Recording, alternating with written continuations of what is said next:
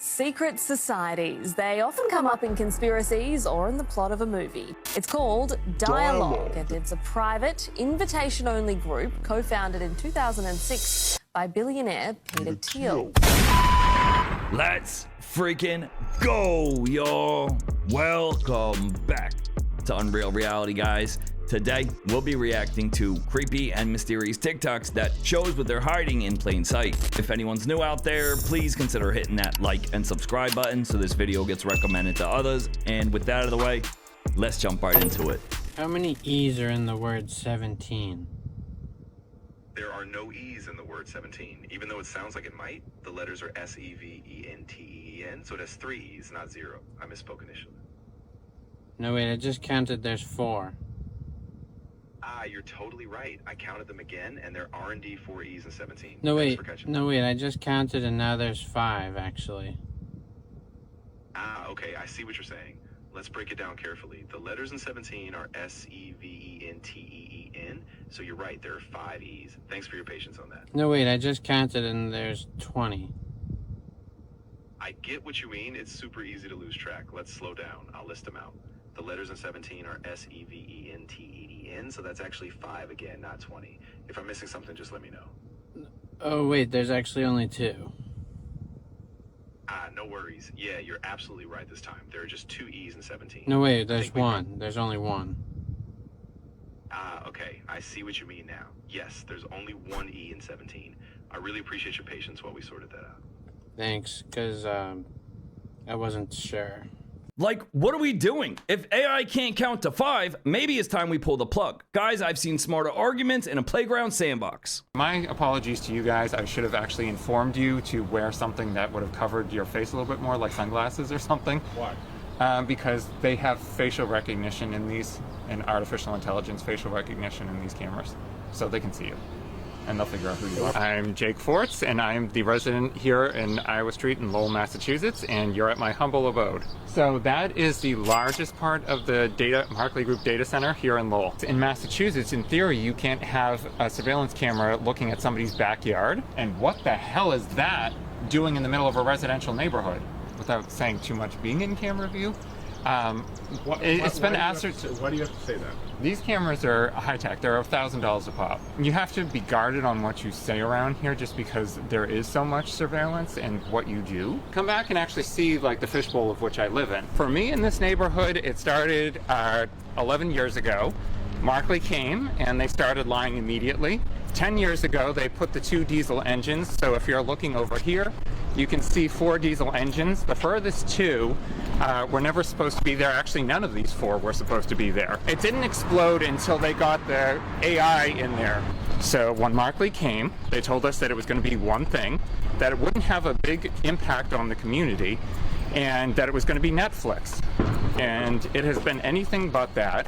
They've repeatedly changed the site to the point where this neighbor, Eileen, who has 2 water tanks in her backyard, wow. They just popped up there during COVID. They started construction, didn't ask, but it's always do and ask for forgiveness later with this company. These 2 engines here were the first 2 to go in. These went in 2016, and that's when we said, what the hell are you doing?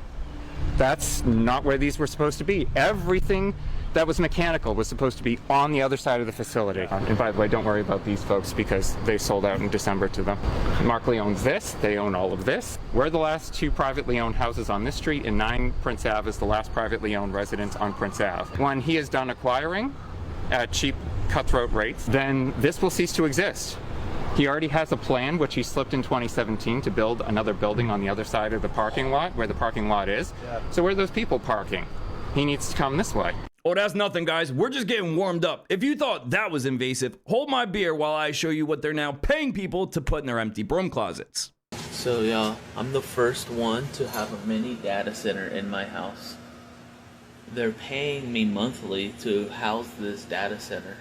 Wow. Pretty sweet. So, if you can't beat them, work with them, I guess, you know? So, I guess. Anyways, this data center went in a couple days ago, and it's producing all of your Google results in the 100 square mile from this location.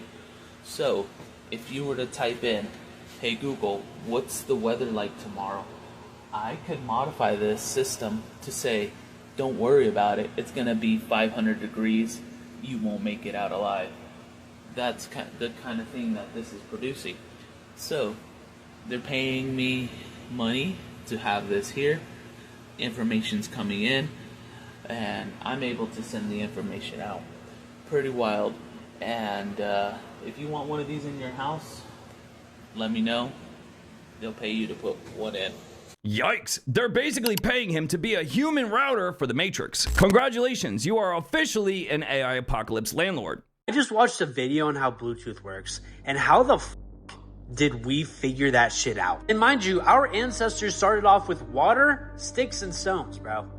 And here we are with Bluetooth. I always thought Bluetooth was simple. I just thought you're always on just one channel, and it just worked like that. I don't know why, but I guess I've never thought more into it because holy shit, dude. This is how the video explained it, so I'm gonna try to kind of explain it. We're gonna use our phones and our AirPods as an example. Bluetooth is on a spectrum of light that we can't see, but it can pass through walls. So that is how, if we like close a door and we walk out of the room with our AirPods still in, we can still listen to music because it's passing through the walls. And us humans cannot see that. So our phones and AirPods are sending ones and zeros back and forth 16,000 times per second or something crazy like that. And then our phones and AirPods have a channel, but you're not on that channel for long. I mean, your channels are switching every single like couple of thousands of times every second, but there's only a certain amount of channels. So let's say you have a friend sitting right next to you and they're listening to music on their AirPods and it's completely different. Your phone and their phone is changing channels like every thousandth of a second, which is why you can't hear their music. What the fuck? I don't know if it's funny or concerning that we just accepted this invisible black magic into our lives without asking where the blueprints came from. That's why they removed copper from swimming pools, because they realized that copper was so antibacterial that it was completely purifying the water that the people were swimming in without all of the harmful effects of chlorine, which we also know is a $1 trillion industry. But also, when the copper was rested in the swimming pools, copper ions were being absorbed into the water, which hold an electrical charge.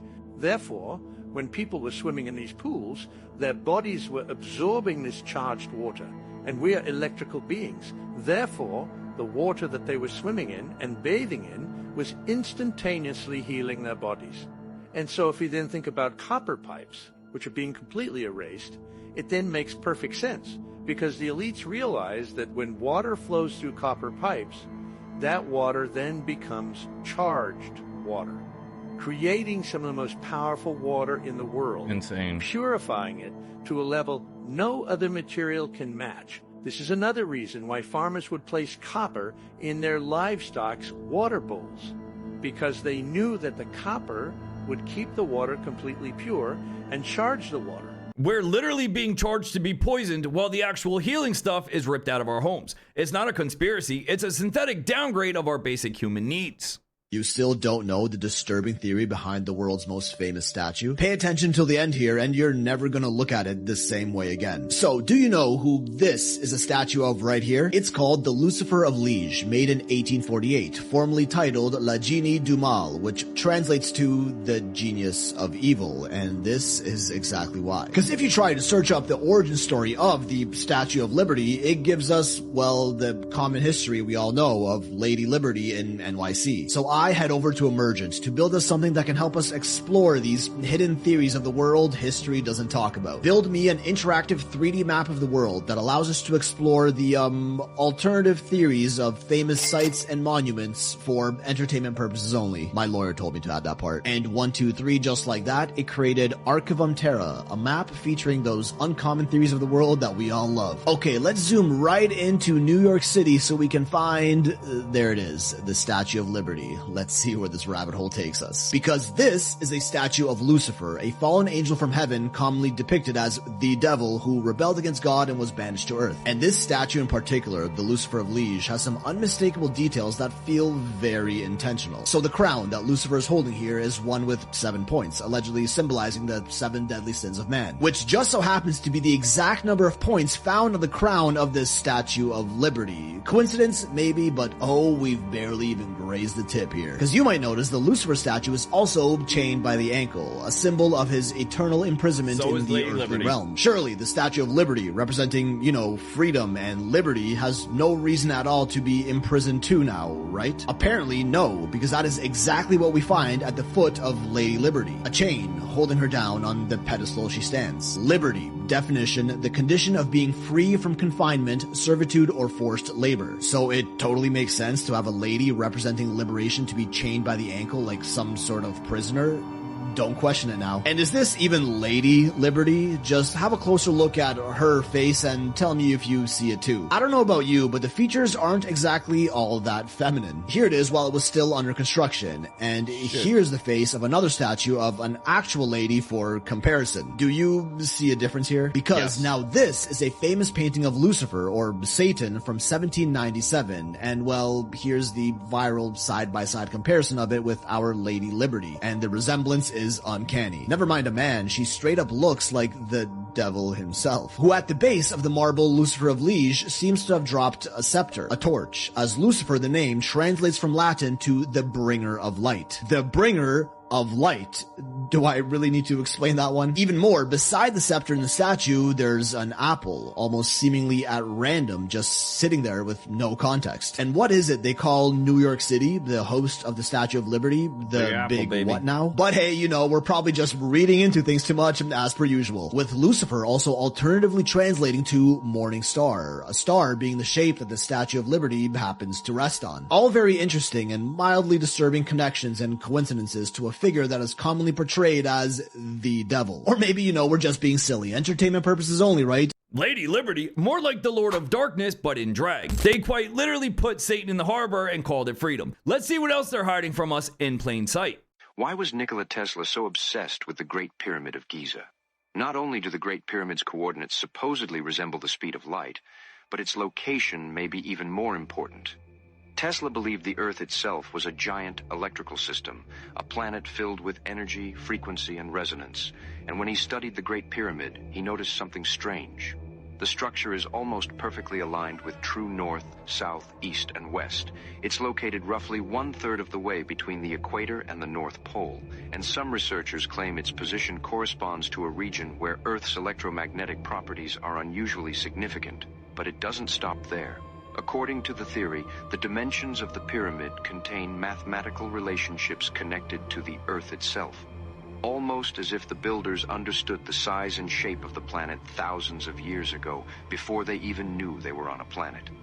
Then there is the number 432, a number that appears repeatedly in ancient traditions, frequency theories, and pyramid research.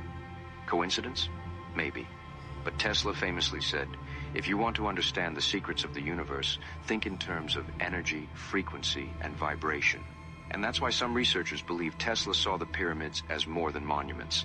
They believe he saw them as machines, built for a purpose we've completely forgotten. So the question is, did Tesla discover something about the pyramids that modern science still can't explain? Or was he following the last clues of a lost technology? Yeah, aka imagine building a literal world-sized battery and then having us forget it exists. Talk about the ultimate gaslight. Secret societies. They often come up in conspiracies or in the plot of a movie. But thanks to some work of some hacktivists, we've got a first look into how one really operates. It's called Dialogue, and it's a private, invitation-only group co-founded in 2006 by billionaire Peter Thiel. Within the trove of information accessed were the names of hundreds of participants, including sitting Trump officials, Elon Musk, and the president of OpenAI. These influential figures gather at annual retreats, including sessions labelled Bring Back Nuclear, Navigating World War III, and Build a Party, run by a former White House national security official. The hacker, Maya Arsen-Krimu, had previously exposed the US government's no-fly list and breached surveillance company Verkada. Dialogue's digital footprint is hard to spot, although a report by Axios last year showed it's lining up a major expansion, plans to build a campus in the suburbs of Washington, D.C. as a permanent hub for off-the-record meetings. None of the individuals named in the leak have responded for comment, showing their commitment to the secret in secret society. Right, because nothing screams secret society quite like a billionaire's invite-only club that conveniently includes half of Washington's Rolodex.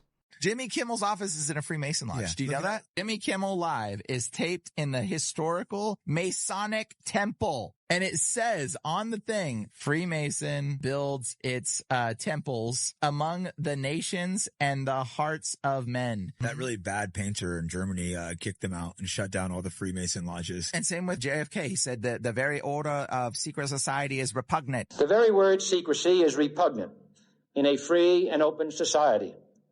And we are, as a people, inherently and historically opposed to secret societies, to secret oaths, and to secret proceedings. For we are opposed around the world by a monolithic and ruthless conspiracy that relies primarily on covert means for expanding its sphere of influence, on infiltration instead of invasion, on subversion instead of elections, on intimidation instead of free choice. The President of the United States openly comes in and says the world's being run by secret societies. He literally said that before getting shot. You guys should look this speech up if you haven't already heard. Dude, and so he's talking about Israel and the Freemasons. He's talking about those two groups of people that are governing and controlling everything. I did look up the Hollywood studios, though. Mm-hmm. They were all 33-degree Masons, MGM. Everyone was created by a 33rd-degree Mason. Yeah, and you can't even call it a conspiracy theory. It's quite literally written on the side of the building. Signs and symbols of control are everywhere, guys. You just got to look up. Freemasons. Now, the Freemasons, they're actually 3 more degrees above the 33rd degree. Those 3 levels are satanic. Those 3 levels abuse children, drink blood, do the whole 9 yards, and those 3 levels are like the consiglieri for the Jesuits and the Rothschilds. The Freemasons and the Knights of Malta span all borders. You can get a Knight of Malta KGB officer to co-conspire with the Knight of Malta CIA officer against both their governments. And it's happened many times. The people in the two-party tyranny and in the U.S. government that are servants of the deep state are the best of the servant class. They're not actually the deciders. The deciders are the Rothschilds, who handpick the heads of every central bank in the world and the heads of most banks and trading houses. And the Jesuits in the Vatican, who have wealth influence going back centuries. There's a big 33 theory on Oliver Tree. So do you know that 333 weeks ago, Kobe died the same way Oliver Tree died? 33 weeks ago. Exactly. Yes. And on his Instagram, he just reached 3.3 million followers. Oh, shit. And he was 2 weeks away from turning 33. Oh, he was 32 and he was turning 33? Yes. Do you think Oliver Tree is gone for sure? Yes. Yes. What I heard is that he was trying to get out of his deal. Yes. Or he became an independent artist. Recently, and not even too long ago, a couple months ago, all of a sudden he's taken out. Crazy. And people are comparing it to other Atlantic Records artists that have also died tragically as soon as they get out their deal. So one of them being Juice WRLD, another being Lil Peep. What they say is if they were planning to be independent and they were wanting to leave their deal, is if they pass away, not only will they still be able to hold them down, all the rights and stuff, what ends up happening is what? The music numbers go up. Yeah, that's true. Everyone's gonna start playing the music. Ah, yes, 33, the magic number for a career ending too soon. Another artist, another coincidence, and yet another dead end. They told you the most advanced structure on Earth was just a tomb. Think about that. The Great Pyramid, one of the most precise structures ever built, and we are supposed to believe it was made to bury someone. But here's the problem. They never found a mummy inside. No body, no clear evidence it was ever used as a tomb. Now look at what it is actually made of. The interior red granite, a material that contains quartz, and quartz under pressure can generate energy. Now look at the exterior, originally covered in white limestone, a material known for insulation. So now you have a conductive core and an insulating outer layer. That does not sound like a tomb. That sounds like a system, and it gets even stranger. Beneath the pyramid, there are underground water channels, water in constant motion, and moving water can generate vibration and electrical charge. Now combine everything. Granite with quartz, pressure, flowing water, perfect geometry. This does not look like a burial site. It starts to look like a machine, a system designed to interact with energy. And then there is one more detail. Deep inside the chambers, there are no signs of soot, no residue, no evidence of torches. So how did they see in complete darkness? Because if this was not a tomb, then what was it? And if it was something more advanced, then the real question is, what did ancient civilizations actually know that we no longer understand? The real question isn't how they built it, it's what the hell were they powering? Imagine building the world's most precise power plant and history calling it a graveyard. The Scole Experiment? Scole, S-C-O-L-E. Refill me in. This is, more people should know about because it is absolutely wild. So they did an experiment in England in the town of Scole in the 90s, okay? And in that experiment, they, you're familiar with like Stephen Greer and his CE5. Uh-huh. That's just another flavor of this, which back in the day during the spiritualist movement, people would have engage in seances, right? So they systematically tried to do this in 1992 and documented and recorded everything that happened. So typically it would start with poltergeist activity. Then they would start to see or hear disembodied voices, and then they would got into a closer thing where and they would swap out people because you have to have the right number of folks around the table, and then they would eventually experience apports. So you know what an apport is? Mm-hmm. It's just when something will just materialize out of thin air, like a marble, or like we start going into the whole cryptid. The cryptids. And then at some point, there was like entities that they started physically seeing, and they have one on camera. Like I can't make it up. It's called Mr. Blue. Just look it up, right? And there's just like, it looks like a gray. It's just like glowing blue and just kind of on camera. Wow. Anyway, there's also a technique called quantum imaging where they're able to take somehow access these overlapping realities and take pictures around. Oh, there it is. Does that look familiar? Yep, that's it. Oh, that's not creepy looking at all. Holy shit. What ended up happening is the experiment kind of got out of control and they just stopped it. Right, duh. I'm sure the entities stopped by for a quick cup of coffee and a friendly chat. Whatever those guys summons in that basement, I hope they lock the door behind them.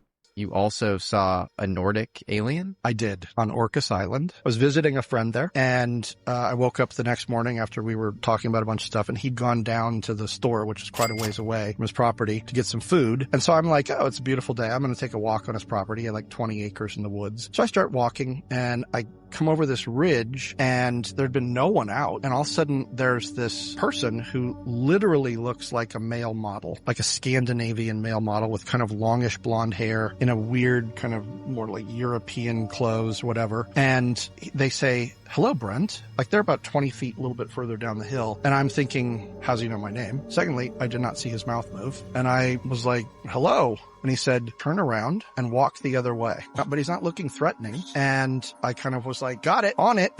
Turn and I walk away. And now I'm getting a little bit freaked out. I get a ways down and I look back and he's not there anymore. My friend comes back and I say, okay, I just had a really weird experience. He goes, oh, with one of those tall white people? I'm like, what do you know about them? And he goes, they have a compound on the Orcas Island and they come in a black helicopter unmarked to a facility that's all gated. And there's about 8 of them. And they come here and they stay here for a couple days at a time. Apparently when this energy is really high and they get recharged. Hang on, let me see if I got this straight. Tall, blonde, beautiful, and foreign? Shit, if this is the alien aesthetic, the abduction might be the highlight of my week. Hello, I'm Kelly Osborne, and I just want to take a second to thank the people of Birmingham for not only showing my family so much love, but for showing up for my father in a way that made him the happiest man on the planet. The person you just saw in that video is Kelly Osborne today. And if she's no longer the same person, it's because of something very serious. Very few people have noticed it, but Kelly and her mother Sharon both went through the exact same transformation at the same time. And when you put their photos side by side, it's hard to believe it happened naturally. Kelly went from the person everyone knew to someone who was almost unrecognizable. It's not just a matter of weight. Her entire face seems to have changed, and her features no longer look the same. Even her eyes look different. Many of her fans friends openly admit that they struggle to recognize her today. But the most disturbing part is that the exact same thing happened to her mother, Sharon. Extreme weight loss in a very short period of time, a face that looks nothing like it used to, and all of it happened at the same time as her daughter's transformation. What makes it strange is that they're from the same family, and above all, that it happened simultaneously, as if they had been given the same instructions. Because a transformation like that within a family is already rare, but two happening at the same time is not a coincidence, especially when dozens of other celebrities seem to be going through the exact same process right now. Nobody is asking why a mother and daughter became unrecognizable at the same time. At this point, the real question is how many more celebrities will go through this before someone finally dares to ask why they're doing it. The word unrecognizable is a straight up understatement. They didn't even try to make the changes look different. If this is natural, then I'm a billionaire.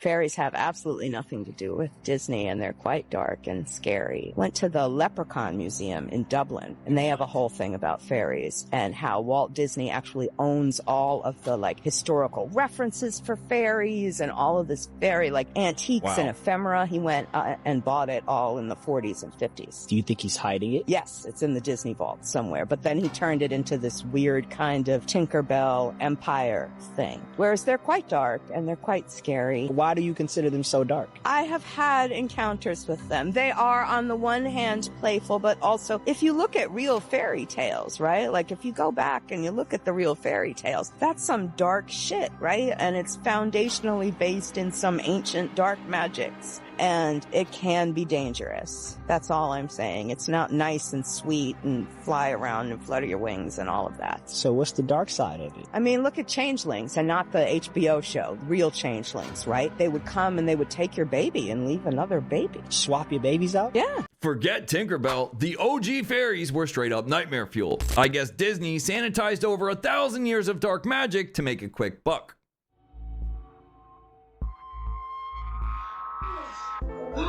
Open it, Charlie. Let's see that golden ticket. My fairy raises home. Never mind. Go on, open it, Charlie. I want to see that gold. Stop it, Dad. I've got to... Where the f*** is the Wonka ball? The more exactly. You want it more. Go, open it. What is he? That's not a ball. Let's see. You didn't I? What? Yes. What the fuck? No! No! Well, that's definitely not the golden ticket that Charlie was looking for. This is what happens when Disney Plus decides to troll you and gaslight your entire childhood. Things you remember completely wrong. Part 4. Jif peanut butter. Millions swear their sandwiches were made with Jiffy, but that brand never existed. It's just Jif with one F. Looney Tunes. Thousands remember this cartoon spelled T-O-O-N-S, but it has always been T-U-N-E-S because it originally started as a musical showcase. Smokey Bear. Everyone grew up calling the wildfire prevention mascot Smokey the Bear. His official name has never included the word "the." Pringles and Monopoly Man. Millions vividly picture both of these iconic mascots wearing a fancy black monocle over their eye. In reality, neither of them has ever worn one. Listen guys, if you think the Monopoly Man wore a monocle, you're definitely not alone. But did he really, or are you just remembering the Planters peanut guy? Let me know what y'all remember down below. Your consciousness can jump through time, meaning gut feelings or memories from the future, scientists say? I've been thinking this my whole life. I'm glad people are actually writing papers on this. A lot of people don't understand the actual equations, the actual formulas that govern the laws of our reality. But in those equations, you have the value T for time.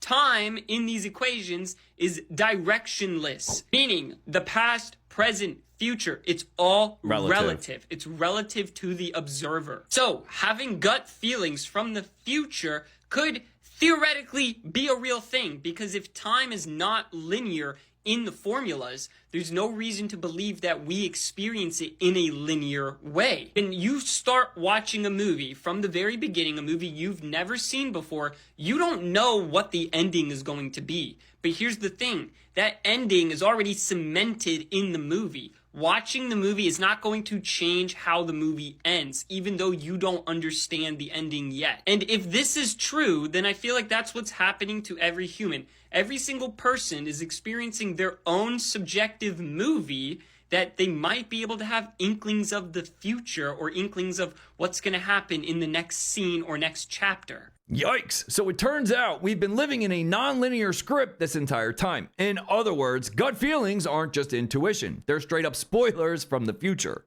Oh, I got some new stuff for you today. New footage from the Unexcavated site called Kaharumi in Peru. It gets weirder. It is now a legitimate question if that is actually part of the mountain or if it was brought in, because most of these things are actually freestanding jars, vaults. These things are either andesite or some sort of granitic rock, very hard, very heavy, hard to move. That lid right there weighs about as much as 10 F-150s. Weathering on stones that hard indicates extreme antiquity, and some are buried 5 to 8 feet underneath a bunch of dirt. From the air, it looks like they sit in a debris field, with some of the lids being 20 feet away from the boxes. Granted, this is the middle of nowhere, Peru. This stone looks kind of like a gear, and it was found right next to one that looks like it was toppled. These are roughly 10 to 14,000 feet above sea level, and the landscape shows some odd, unexcavated features, so these might not be the only things underneath the ground. Wow. Lids seem to have been either knocked off or propped up on other stones that appear to be equally as large. Up on the peak of the mountain, the lids for those boxes appear to be disguises to make them blend in with the surrounding rock. Square lids have also been found near the boxes as if discarded when someone took whatever was in them. The locals call this one the death square because anything near it, plants, animals, seems to die. It only gets weirder from here. Stonework up top has precise geometry and smooth sculpting at the same time. The geometry goes off the cliff like something broke off, and if you look really closely at the footage, you can see that there is a massive block that has actually fallen off and embedded itself into the dirt. There's also mysterious features around the boxes that look like they got broke off. Mountaintop boxes actually have the same scoop marks that you can find in the Aswan Quarry in Egypt, but it's only on one side, like it was either unfinished or something hooked underneath it.